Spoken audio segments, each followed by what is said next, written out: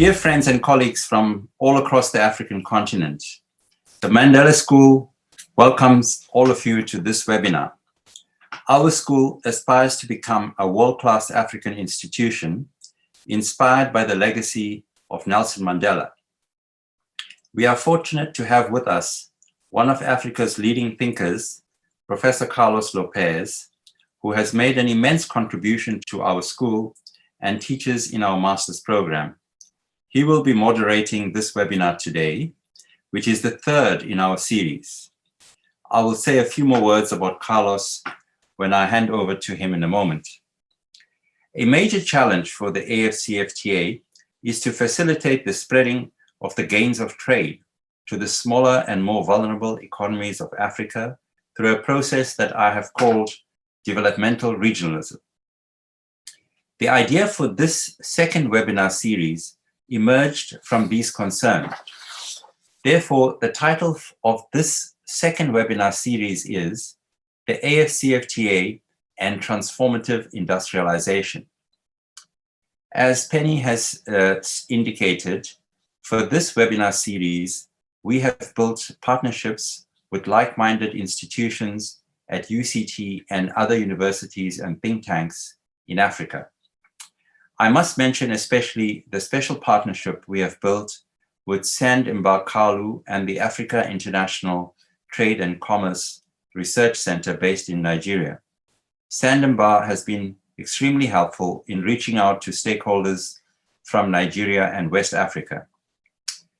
During the past few years, African leaders have demonstrated an unprecedented commitment to advancing the African continental free trade area.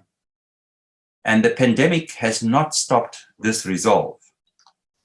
This is the third webinar, which is being held today on the topic agriculture, food processing, value chain, and food security.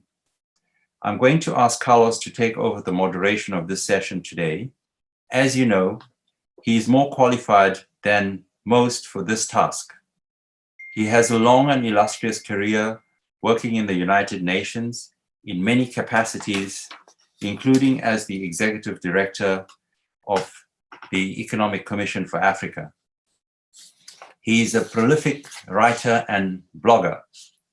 He has written several books, and his most recent titles are Africa in Transformation, Economic Development in the Age of Doubt, which was published last year. And this year, he has another publication, which he has co-authored with George Kalaraj, which is titled Structural Change in Africa, Misperceptions, New Narratives and Development in the 21st Century. I recommend both these books for students who are working on Africa and who are interested in the development of the continent. Carlos is our moderator for this session. Carlos, over to you. Thank you very much for agreeing to moderate this session. And I hand over for you to introduce the topic and the panelists. Over to you, Carlos. Thank you very much, Faisal, for your very generous introduction.